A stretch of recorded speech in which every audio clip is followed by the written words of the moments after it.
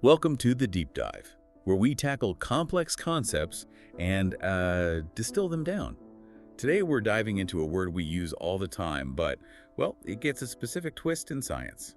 That word is work.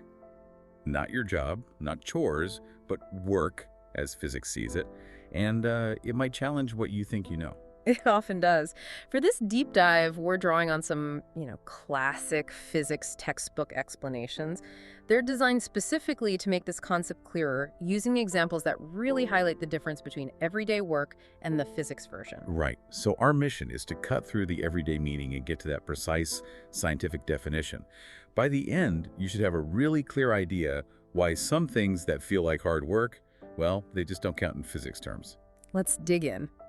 Okay, so let's jump right into this physics definition of work because, yeah, it's often pretty different from our gut feeling. Yeah. Normally, if something takes a lot of effort, we call it work, right? Like moving furniture or maybe just holding really heavy bags for a while, you feel it, you'd say you're working.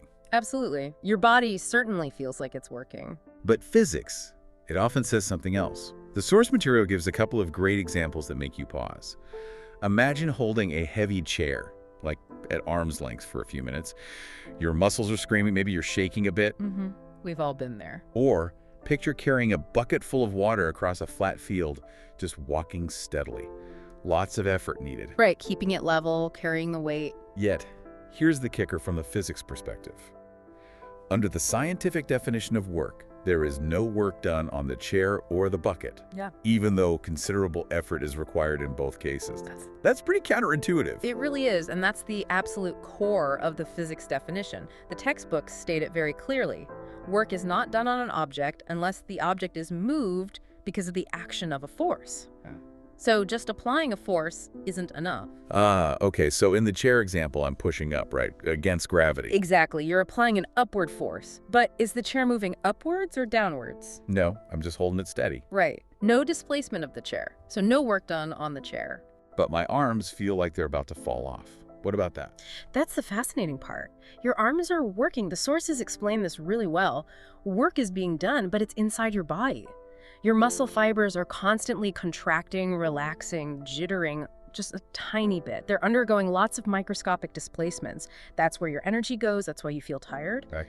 But that internal physiological work isn't transferring energy to the chair in a way that makes it move through a distance. Yeah. Physics work is about energy transfer to the external object. I see. So there's work happening, just not another thing I'm holding, according to physics. Yeah. That distinction is key. So if holding things still doesn't count, what does? The basic idea is pretty straightforward, actually. A force that causes a displacement of an object does work on the object. Simple as that. Force and movement caused by that force. You need both happening at the same time. The force has to actually make the object move some distance. Think about pushing a car that's run out of gas, one of the examples in the source material.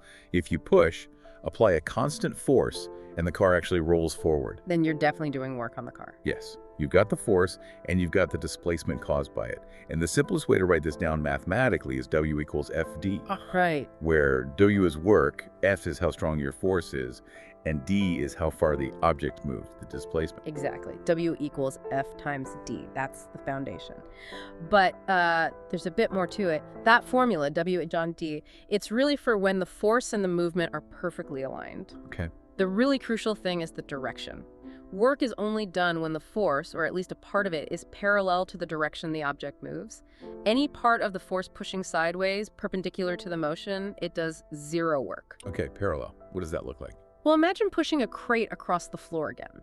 If you push straight, horizontally, perfectly forward. Then my force is parallel to the floor, the direction it's moving. Exactly. All your force contributes to the work. But what if you push downwards a bit and forwards? Maybe you're tall or the crate is low. Right, pushing at an angle. Then only the forward part of your push, the horizontal component, does work moving the crate along the floor.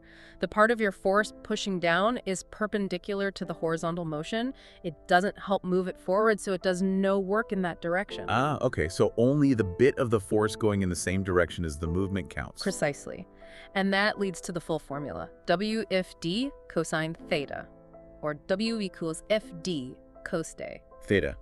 That's the angle. Yes, theta is the angle between the direction of the force you're applying and the direction the object actually moves. It's displacement. So that cos factor adjusts for the angle. Makes sense. And if I'm pushing straight ahead, like with the car, Then the angle between your push and the car's motion is 0 degrees. okay, angle is 0. And the cosine of 0 degrees is 1. So W equals FD times 1. It just becomes W equals FD again.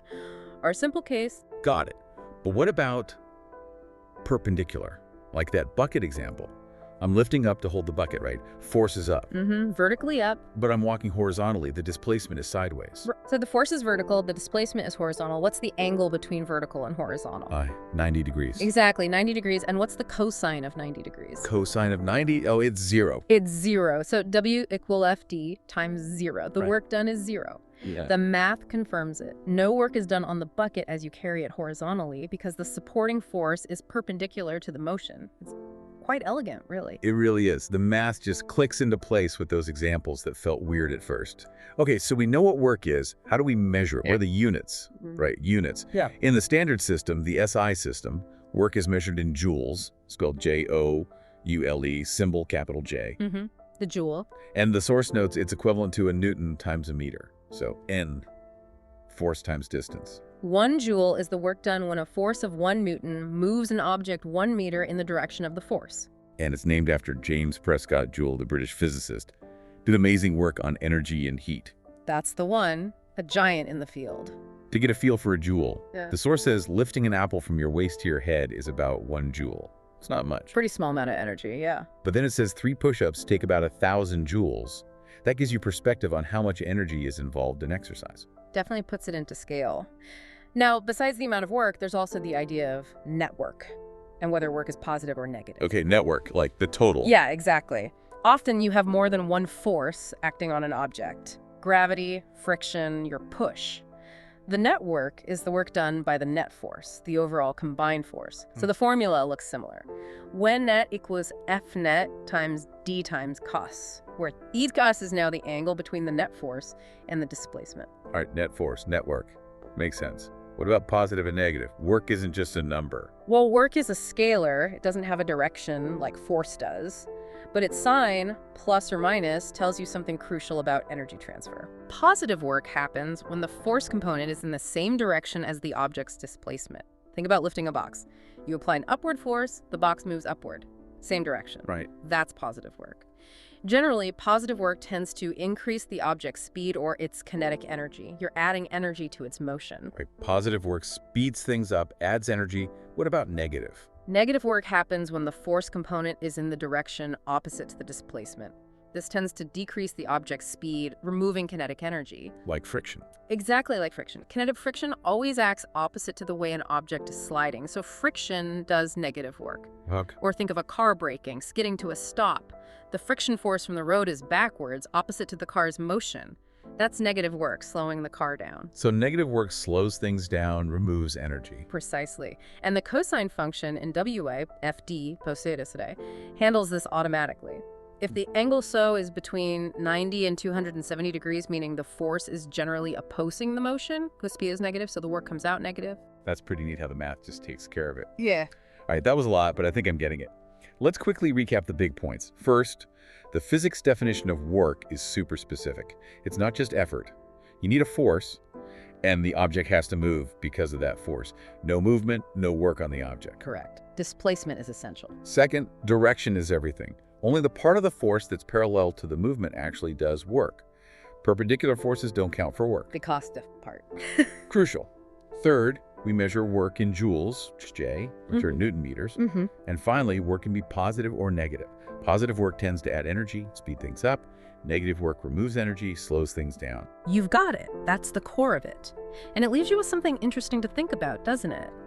If holding that heavy chair isn't work on the chair in physics, but our muscles are absolutely burning energy, what does that tell us about where physics draws the line? It focuses on the energy transfer to the external object, which sort of opens the door to thinking about other energy transformations, like what's happening inside our bodies, our internal energy. Absolutely. These precise definitions, even when they feel a bit strange at first, really do give us a clearer lens to see how the physical world operates. Keep questioning and exploring. Stay in contact with your physics teacher. Stay creative.